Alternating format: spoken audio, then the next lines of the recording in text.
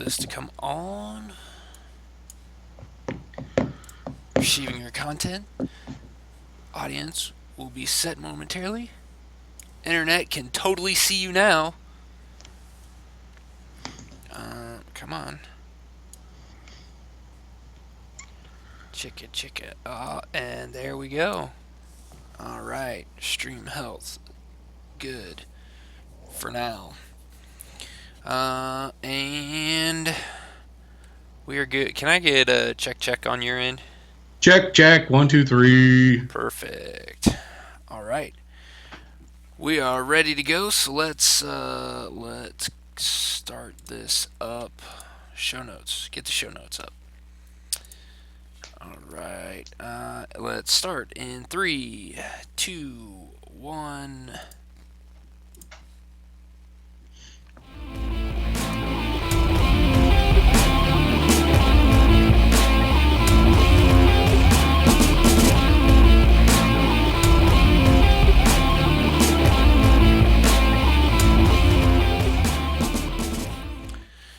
Welcome, everybody, to Geekvice episode 157, proving any vice with enough geek can become a virtue.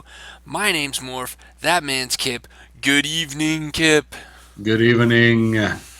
We are back, and this is a holiday week for a lot of people here in the United States, and, well, actually, I guess a lot of places. Anywhere that follows Christianity and Judaism, correct?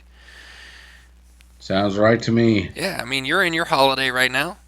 So, big shout out, big Merry Christmas, Happy New Year's, Happy Hanukkah, Kwanzaa, all the different things that we're supposed to say happy stuff for. Uh, Christmas was this last weekend as of this recording, so that's why we're a little bit late and a little bit behind, plus, of course, having technical difficulties today. Some housekeeping stuff off the top. We're still publishing out our Geekvice gaming episodes on Thursday, so be sure to check those out.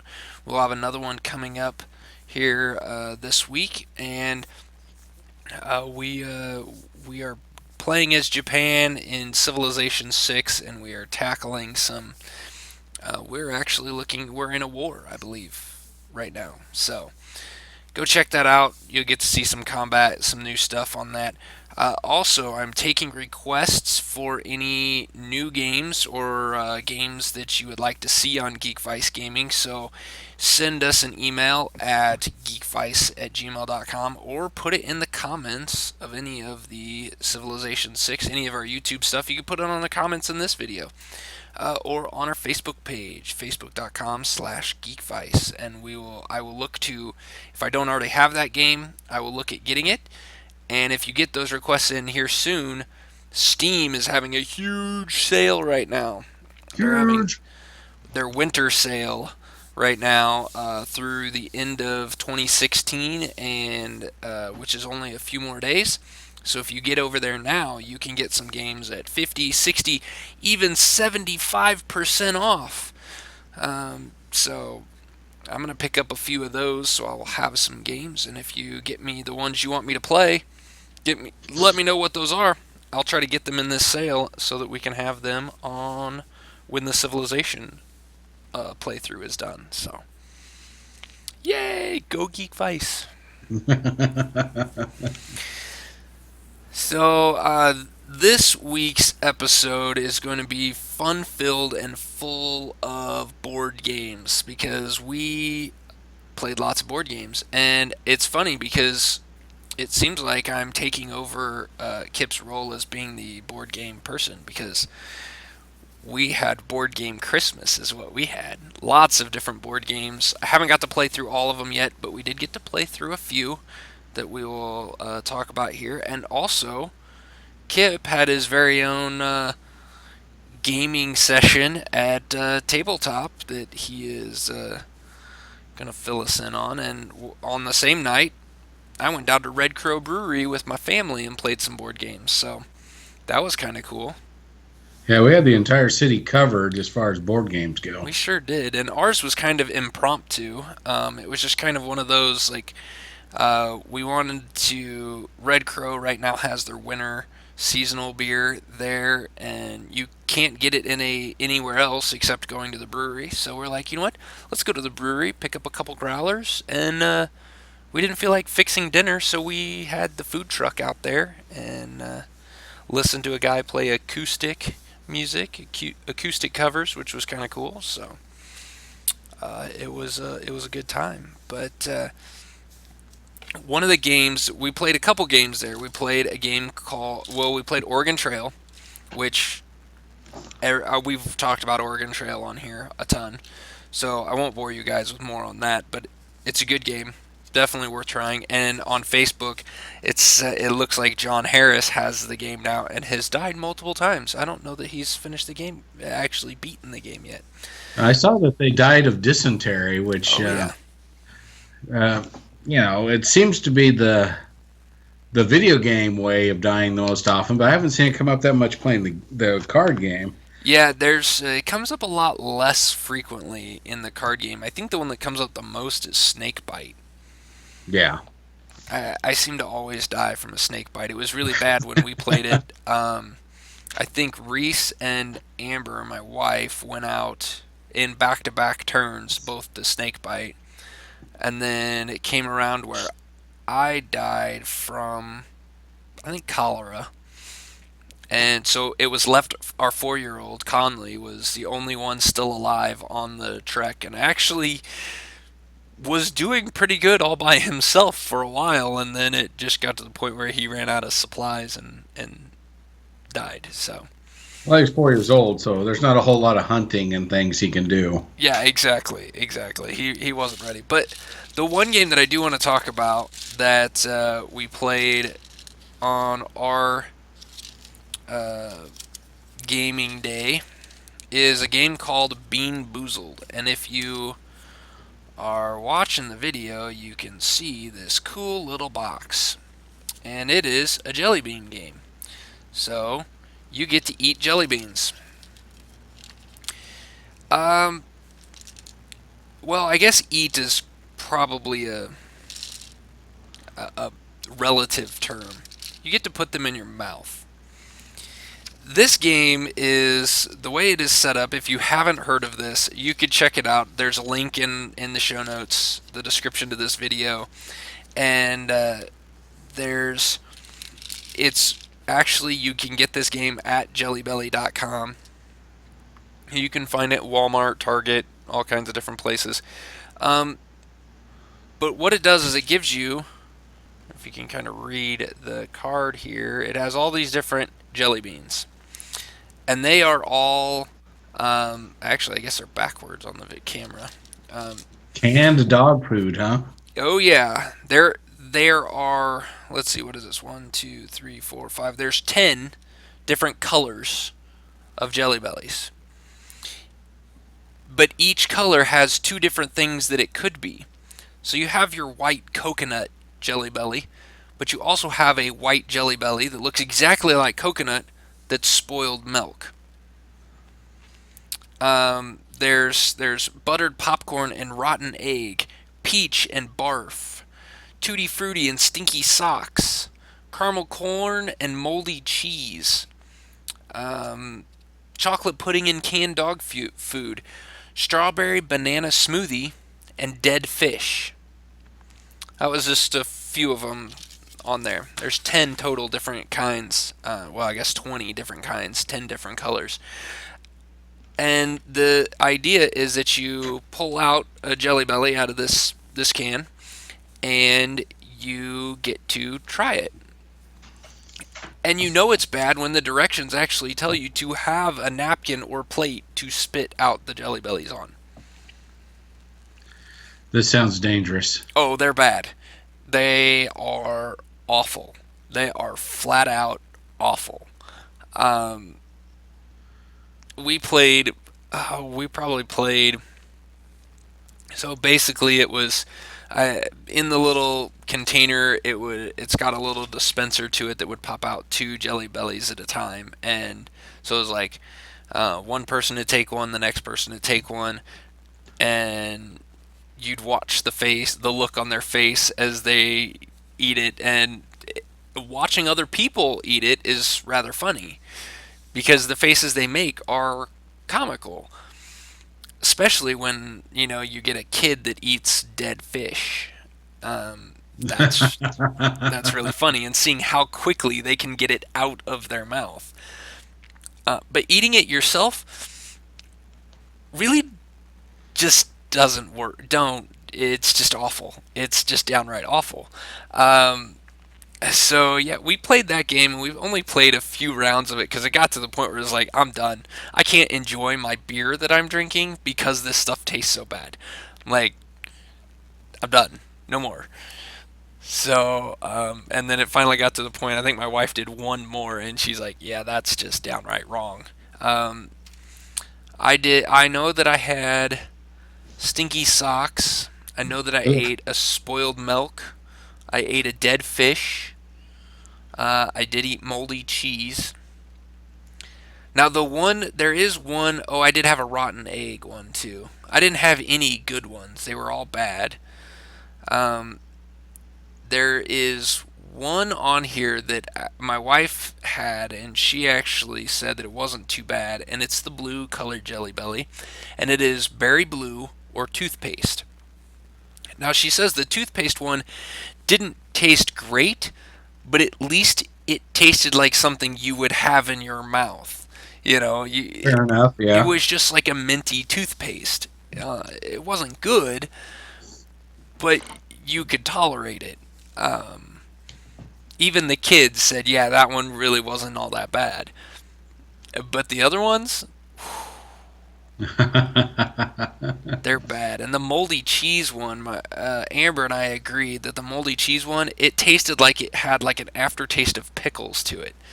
And it was just like, this is just wrong. Like, it's just gross. It just awful. So, if you want to gross out your kids, if you have kids, or if you just need a white elephant gag gift for any of your holiday gatherings, get Bean Boozled and So give who that to won? your loved one. They're, Or is everybody a loser? everyone's a loser because everyone gets to eat shit. Um, but it's, I guess you could say the winner is the one that actually gets to eat the good ones. I don't I don't really know, and I don't know that this is really going to get opened up unless it's just a bunch of kids in the neighborhood that come over and want to play this game. Because I don't plan on opening it again. Does it have like an order form where you can order replacement jelly beans? I can't Uh, imagine it just comes in a package. I don't think so. I think you just have to end up and going and buying the package again. I mean, it's this game that I think is. Oh, I don't even think it might be about $10. I mean, there's a good number of Jelly Bellies in here. It doesn't say how many is actually in here, but there's quite a few. Um, but yeah, I don't think you can add any more to it. I wish you could, because I'd like to just dump all these out and put good ones in, and then just be like, oh yeah, guess what? You're eating spoiled milk, and it really be like coconut or something that you actually like. Find the good ones and only have the good ones in there. See if you can't freak people out or just Yeah, cause but them. that's no fun. Yeah, play some mind games with them. Yeah. But yeah, there was that game. So how was your trip? Well, I finally, tabletop has been in their new location, I think like 10 months. And I finally made it to a open game night there last Thursday. So, Yeah. I'm on top of, current events. So I met our mutual friend Jason there, and we sat down and we played a couple of games of Splendor. I've talked about Splendor before on here, so I won't bore you with those details. And we got that done. It's like, well, some of the games we got here won't be any fun with two people. And this woman walked over and asked if she could join. It's like, yeah, more the merrier. So she had a game called Bonanza, Bonanza. And what you are is a bean farmer. It's a card game. So you have a stack of cards in the middle that you draw from, and you've got a hand of five that you start with, I think is what it is. And the cards get dealt to you in order, and you have to keep them in that order. And you have to play the very first card. And that is you have to plant it. And you only have two fields. So you plant it, and then you draw. Oh, and then you could see if anybody wants to trade with you. And then you draw, and that's how the play goes. Right. And what happens is you'll get to where you got both of your fields planted, and the scoring is some cards. There's a lot of them in there, like coffee beans. I think there's like 24 cards. So having so many of those, you have to have more of those to earn the same amount of gold as if you have a set of beans that's maybe there's only 8 cards in there. So if you have so many planted, like say 4, that may be worth 1 gold. And if you plant when you only have 4, it's only worth 1 gold, and you keep the 1 gold card. And the person with the most gold after the end of going through the deck 3 times is the winner. So the trick comes into being you have to play the cards in order. So you may have 1 card away on your one type of bean from actually earning the next level of gold, but you have to plant a bean. And what happens then is if you have no empty spaces, you have to basically harvest the beans that are in that one. Holy cow, my brain just went blank. 1 field, and then you plant the new one. So say you need 7 to go from 2 gold to 3, but you have 6, and you can't play the next one because it's a different bean. You uproot those, you only get your 2 gold, and you move on. Gotcha. Or when it's somebody else's turn and you have a card in your way, you could offer to trade it. A lot of times you can also just, if somebody has it planted in one of their fields, you can just donate it to them. And that has come in handy quite a few times for me when it's like, this card is in the way for me being able to continue my field. So I'll just give you this bean card, and they'd be like, great, good, because it just saved my butt. But Becomes a win-win at times. it sounds like a dumb concept. You're a bean farmer, but it was actually a lot of fun. I had a good time with that game. It's really easy to teach. I probably didn't do it justice at all, but it's basically a play a card, draw a card, trade a card kind of game. Right. It's pretty simple. The strategy is a little deeper than you may think because, like I said, you have to play the next card. You can't say, oh, the card I need is 2 back, I'll just take it. It doesn't work that way. So you have to be a little bit creative in getting the card you need at the time you need it, that kind of thing. So it's pretty fun. Of course, I didn't win. Surprise, surprise. I tied for second, but did not win. The person who owns the game, she won, which was fine. But I did win one of the games of Splendor, so I did get the winning out of the way early, so I knew I was done. So then some more people decided to join us. So one of the people that joined us, he had a game called Deception. And basically what it is it's one of those games kind of like Werewolf or, what the heck's that one game? Man, my brain is not working. This head cold is kicking my butt. Anyway, it's one of those games where you have cards that are roles, and the roles could be the murderer, investigator, accomplice, or witness. So, of course, you pass out all these cards face down, and you look at it. You're the only one that knows what you are. And then one person plays what's called the forensic scientist. So that person deals out 6 cards to everybody, three from 2 categories, and the categories are the murder and like the way the murder happened or the evidence left behind kind of thing. Okay. So everybody has these 6 cards, and the forensic scientist will tell everybody to close their eyes. And then he'll say, only the murderer, open your eyes. So the murderer opens their eyes, and and then points to the 2 cards, one from each of the categories, and then that's the murder.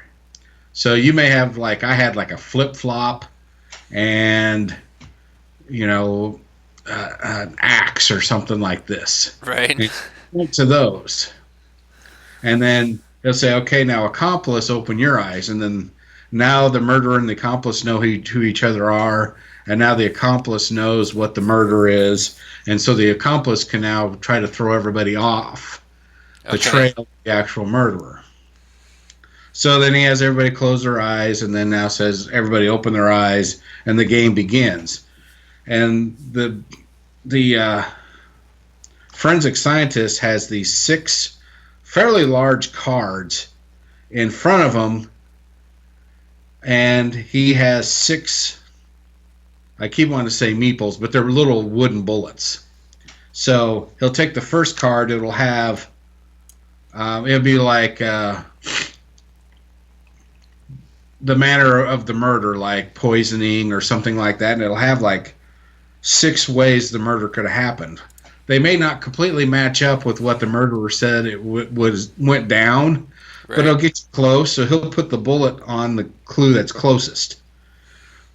Then, of course, you banter back and forth trying to figure out who it is, and if you're the accomplice or the murderer, you're trying to throw them off the trail and all this other stuff. So if nobody guesses who it is, then the forensic scientist goes to the next card, and it'll be like evidence left behind or something like that.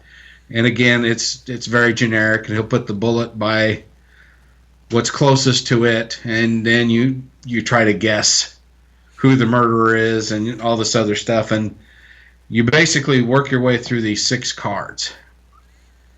And if you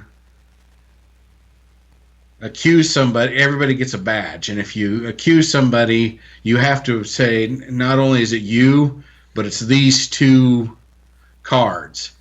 Okay. And all the murderer all the accused has to do is say yes or no. So it could be you, and they may have got one of the cards right, but one of the other cards wrong. You could just say no, and that's it. So it's not like, oh, so close. You just say no, and then and then they lose their badge, and they can't accuse anybody until the next round of clues comes about. Okay. So then once those happen, you get your badge back, and then the next round of clues after that. So you basically miss a turn, and then the next batch of clues you can accuse again. So it's a good party game. You have to be kind of wily. If you're the murderer, you have to be able to, at least from what I could tell, look at what everybody has as far as the murder weapon and the mode of murder in front of them, and pick something that's close to what other people may also have. Because once the clues come out, and if you pick something that's completely unique to your card, the spotlight is just shining right on you. Right. Like if you picked syringe, and then the forensic scientist for the clue puts poisoning, and nobody else has anything that can poison anybody, well, yeah, it's going to be you. It's so you got to be a little bit smart about it, but it was a lot of fun. We ended up playing,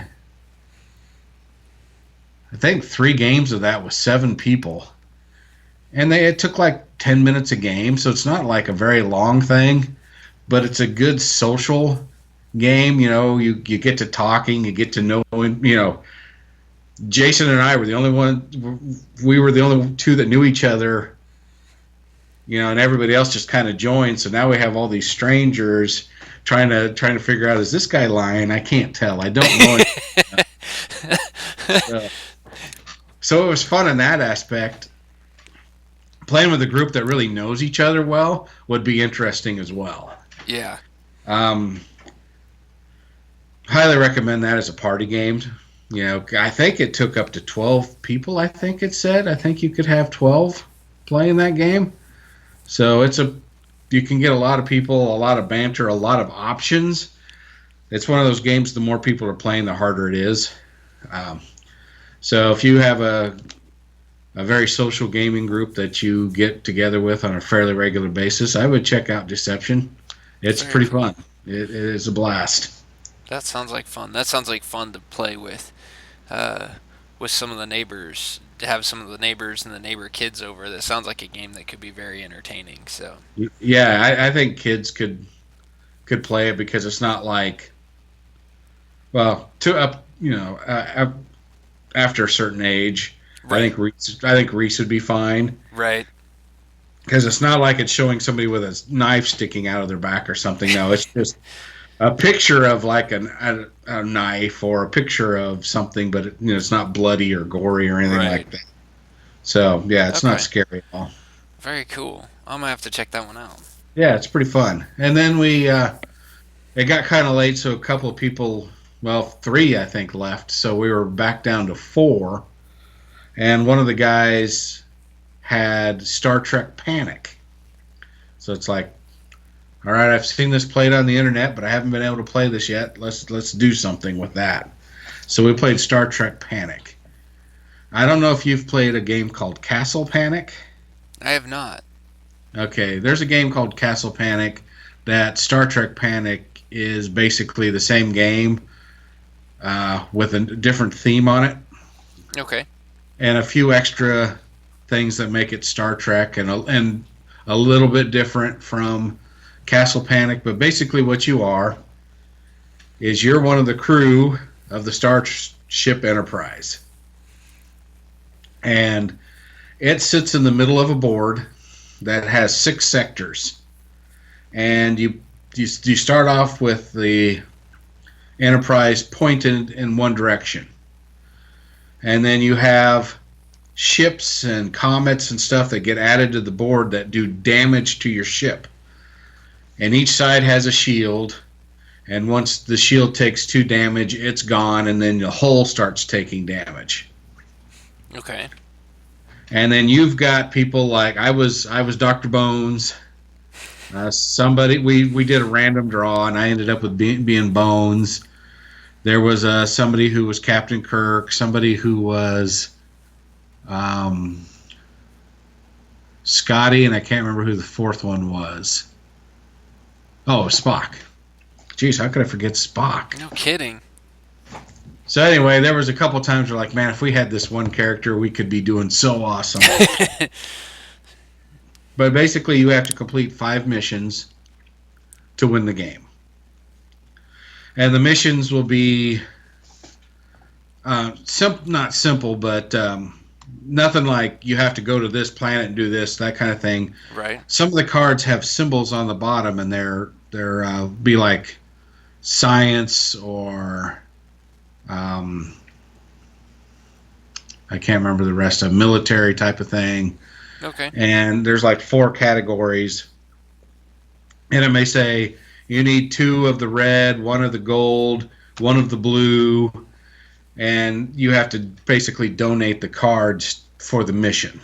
But Okay. these cards also let you do things like shoot other ships in the area or repair parts of your ship. So there's a decision to be made. Do I hurry up and get this mission going, or do I try to save the ship from getting any more damage than it's getting? There are some decisions like that to make. Okay. So just because you completed a mission, your ship's still beat up. So you do have to play that fine line. It's like, yeah, I can complete the mission, but we're still effed. The ship is Right. still listing. There's a ship you can add to the board, which is like a station. And if you can get the Enterprise there, you can do a boatload of repairs. And we were one basically movement away from that thing for 3/4 of the game. But during that time, either the mission said we couldn't maneuver the ship, or our ship was so damaged we couldn't maneuver the ship, so we could never get to docking to that station. Surprisingly, we won the game. There were times where we only had two places left, and if they took hits, we were done. But the ship just happened to be pointing in the correct direction, and when you pull a bad thing out of a bag so you can't see what it is, and you Right. roll it high and it tells you what section it goes in, we were just damn lucky with those. We never put them in the bad section that would just wipe us out. Oh, that's awesome. But it was there were tense moments, and just being cooperative, we worked together really well, even though everybody that I played with on that game I had just met that night. Oh, So nice. we still worked pretty well together. Somehow we survived. When we won the game, we all stood up and high fived each other. It's like, I can't believe we won that thing. Just like, well, when?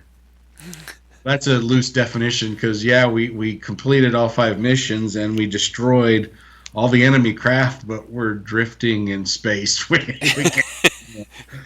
We can't actually get anywhere. That's awesome.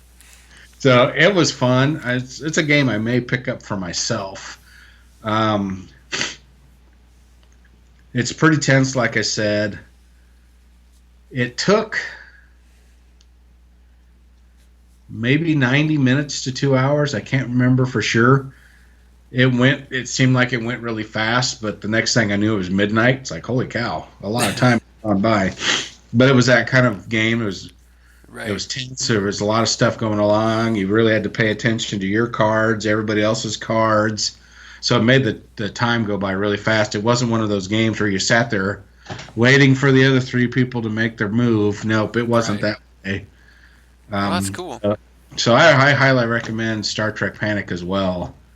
Um, like I said, I think I'm going to pick that game up. It's the cool part about it is the ship is you assemble it. It's just a bunch of cardboard pieces that slide together, and it sits on this base that you turn.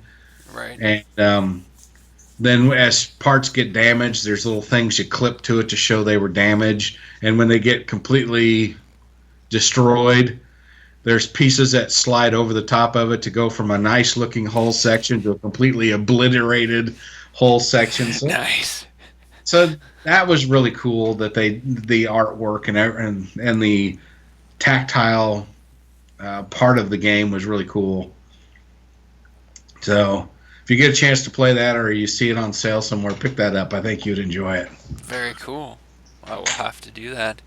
Yeah, so not only did we have these gaming days this last week, but we did have Christmas since the last time we recorded, and you know, with you and your wife, Kip, you probably just go get whatever it is that you want. You pick out your own Christmas present or Hanukkah present or however that all works.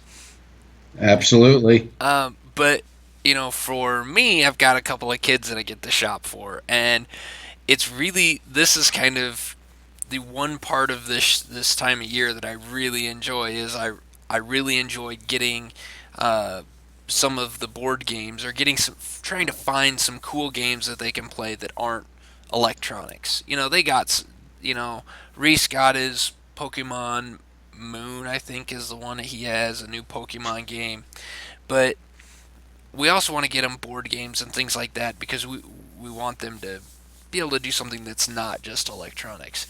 And so one of the things that I got for them that we have got to try out is we got the legendary Dark City expansion. I have to say that's a big ass expansion. 350 cards added to the Dang. legendary Marvel deck building game, and some of the some of the heroes I was excited for and also a little disappointed for. They changed up the way the heroes are a little bit in there. They still work with all the other cards, but um, I believe there was only one character, one hero that we had, but this is just a different version of. In the Dark City expansion was a Wolverine X Force team member, and we have the X Men Wolverine, which is in his yellow and blue suit. The X Force one is in a black suit and has a little bit. X Force is supposed to be the Black Ops of the X Men. But it had characters, it had heroes like Cable and Bishop, Nightcrawler was in there, Colossus. And looking through the cards, we're like, oh, we could already see some synergy that could be played between some of the Dark City heroes and some of the original, the base heroes. Because there's some of those that would work really well together. A Colossus Hulk combo could really make an awesome deck. That would be kind of fun. You get to Does beat them. sound dangerous. Yeah, I mean, two super strong guys that deal a lot of damage, and so that's really kind of cool. One of my this also adds, and I just should have brought down the sheet. I didn't. I don't. So I'm trying to pull all of this off the top of my head. I believe it was 17 heroes that it added. It added another. It added 5 new masterminds and like 7 new schemes. A couple or a couple of more villains. 6 more villains and a couple of henchmen.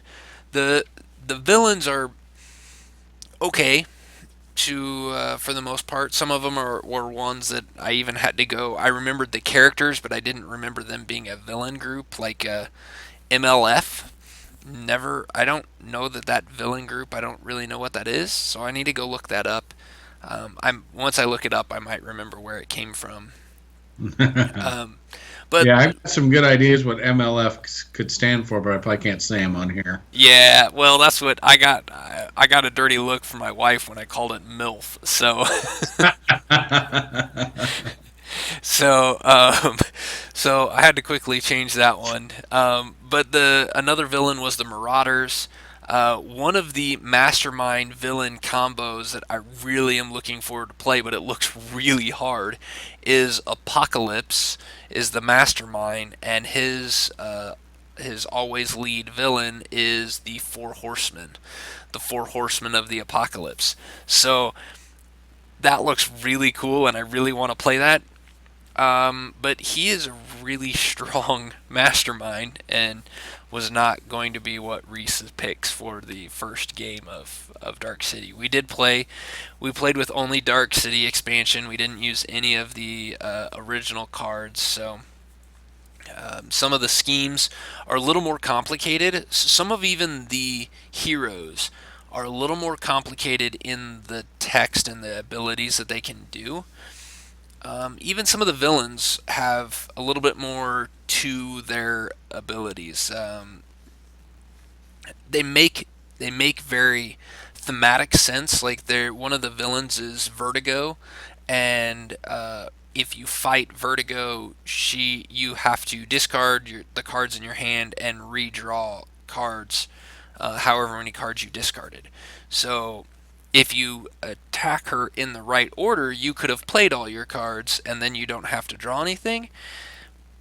But it just takes that. It's thematics. Fighting Vertigo, a character and a villain who makes you lose your mind and do crazy things, or lose your sense of where you're at, makes sense that you'd have to discard your cards and draw new ones. Yeah. Um, but they added some. They added some more. I don't know if they're called card types or special abilities to these cards. And 2 of them that I saw that looked. One of them we actually played with. The other one we didn't really get to use because we didn't have any characters with this ability. But one of the villains, henchman group, has a bribe function to them. So normally when you're fighting villains, you can only use attack to fight the villains, and you use recruit points to get more to get other cards for your deck.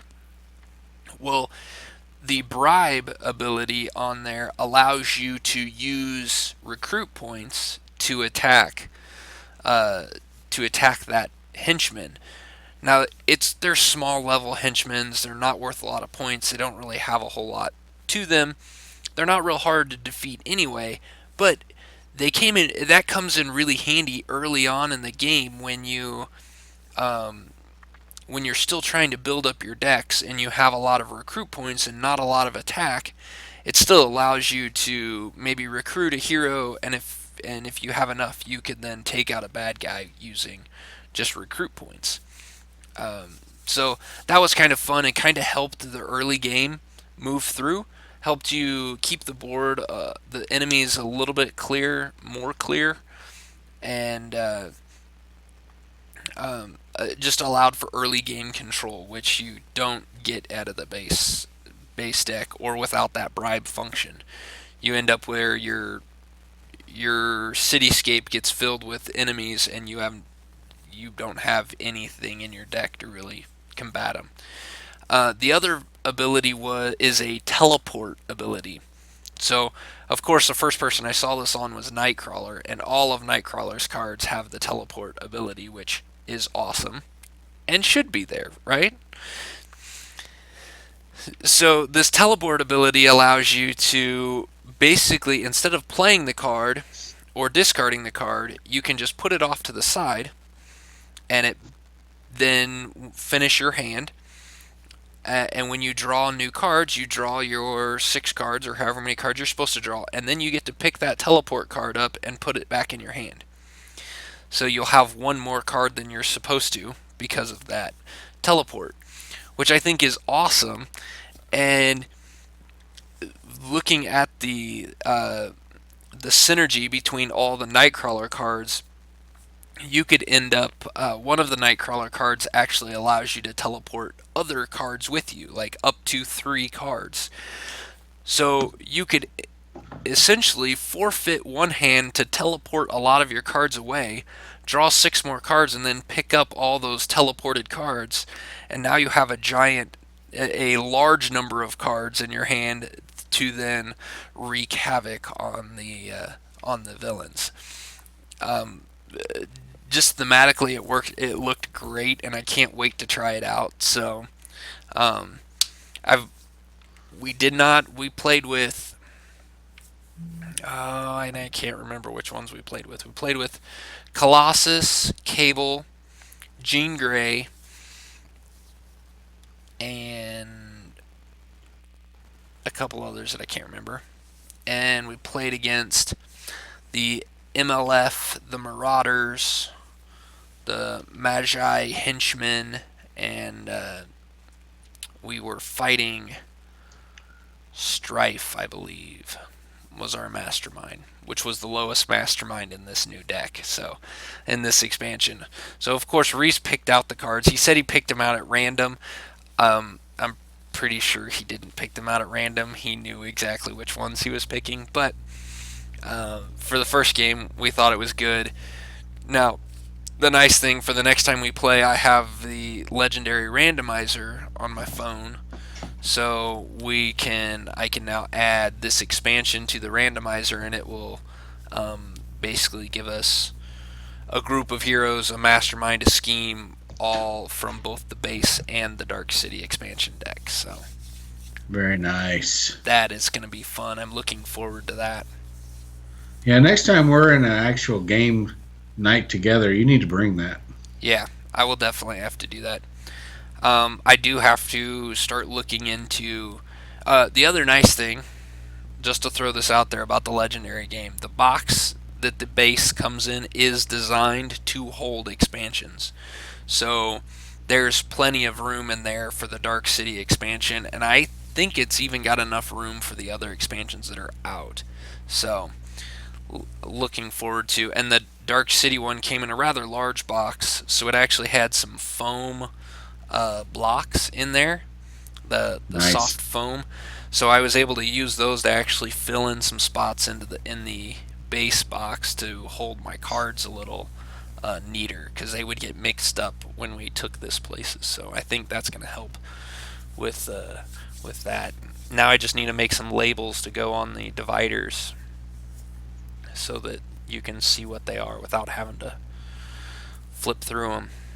So a lot of fun. We will definitely have to find a time when we can play that game together because I think you'd really enjoy it. It's one I've been curious enough about, but you're the only one I know who owns a copy, and we're hardly ever in the same place at the same time. I know, it's brutal, but we will have to make that happen. So, the other thing I want to throw out there is Legos are cool. The kids got a lot of Legos this year for Christmas from a lot of different family members, and one of them in particular that we got was from my parents. That was for my youngest one, who's 4. Now remember, he's 4. They gave him a fully electric Lego train set. So it comes with a track.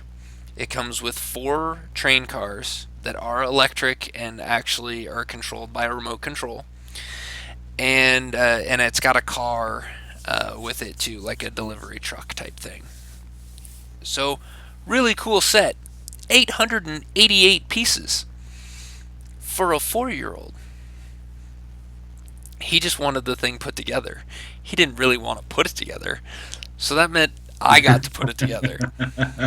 And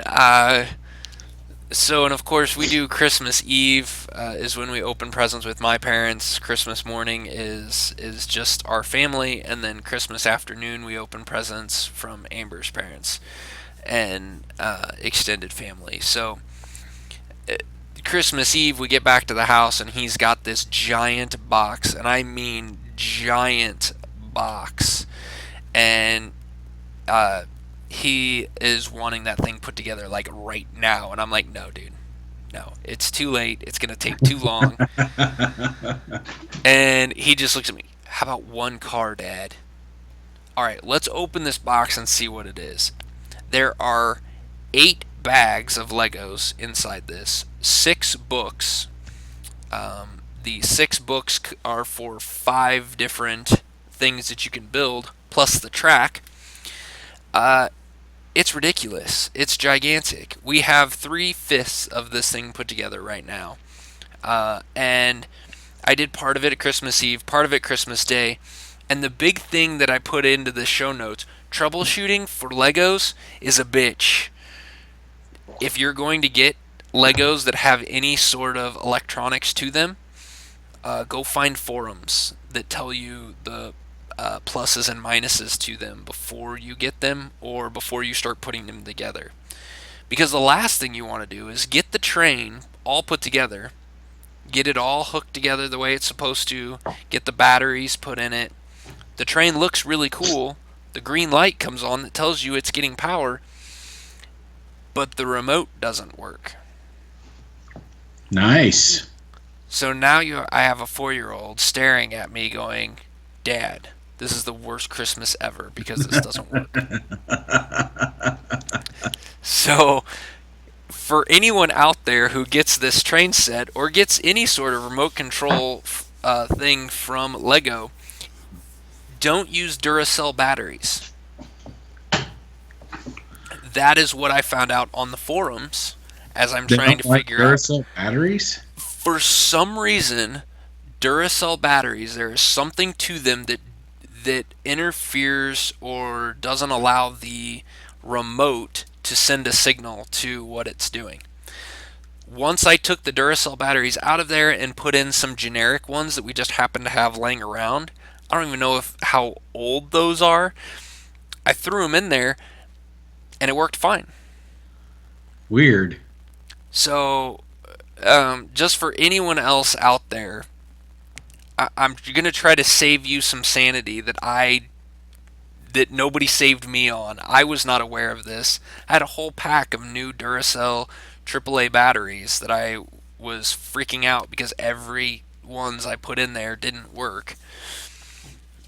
Um, Yeah. So, and don't go to the Lego website to try to find these answers. Just do a search for Lego troubleshooting and the part thing. Don't go through lego.com because that website does not have troubleshooting on it, no matter what the book says. So, There's Morph's public service announcement. so that's what we got there. We have gone on long enough. Definitely. We'll put an end in here. We have one more topic to cover, but we're going to push that to next week, mainly so that I can kind of I will get some of these. Kip has some questions about a movie he went and saw that I haven't got to see yet, so we will see if I can't help him out. Uh, any last words for you there, Kip? Well, I am going back to tabletop this Thursday, so if you're available, you're you're more than welcome to join us. Okay, we'll have to Anybody see. It depends on how the sick kid's doing. anybody listening, if you happen to be around tabletop Thursday evening, swing on by. There you go. Yeah, I expect John Harris and Bill Sininger from Minnesota to swing on by Tabletop. Tabletop Games and Hobbies. They are on Metcalf, correct? 91st and Metcalf. There you go. So for John and Bill, that's about 6 hours. So it's worth it. Yeah, definitely worth it.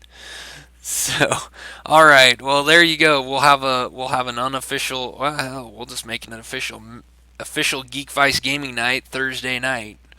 This Thursday. So we'll have to get this posted up so people hear this before that Thursday. How about that? I like it. So, all right, guys, you can check out our blog at geekvice.blogspot.com. Of course, you can follow us on Facebook, facebook.com/geekvice.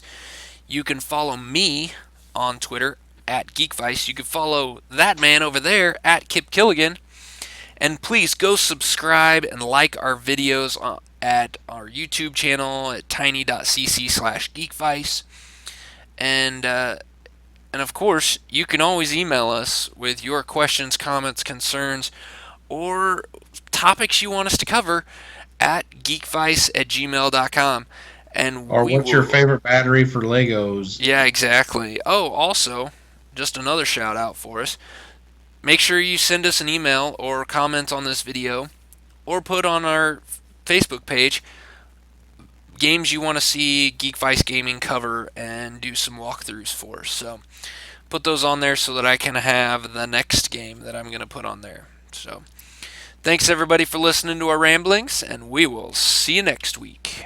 Later. This podcast is part of the Podcast Arcade Network.